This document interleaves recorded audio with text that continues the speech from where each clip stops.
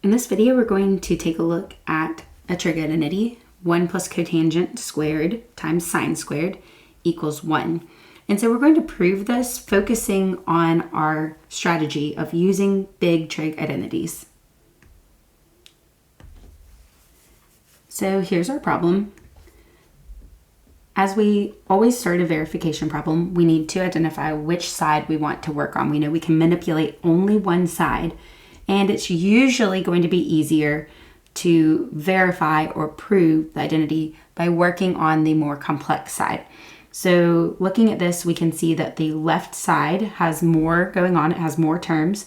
So we'll deem that the more complex side, the one that we're going to try to simplify and make substitutions to get to equal 1.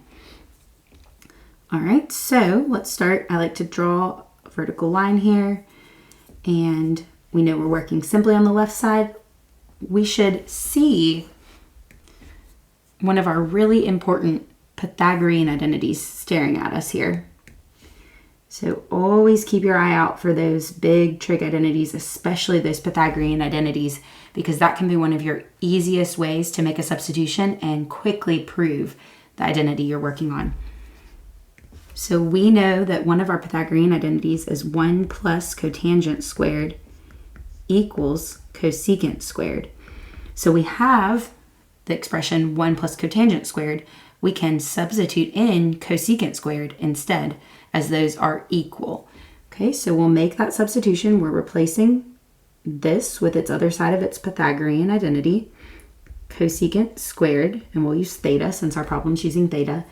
And then let's just keep that sine squared where it is. And we'll say equals 1, or sometimes I'll put RS for right side.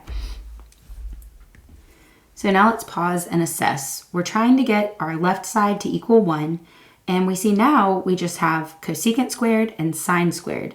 So hopefully that's helping trigger, hey, cosecant and sine are reciprocals. Let's try replacing cosecant squared with 1 over sine squared. So that could be thought of as rewriting in terms of sine, or you're really just using that reciprocal identity. So we'll write 1 over sine squared, this time instead of cosecant squared. Then we still have times that sine squared. If it helps you to write it over 1, you can.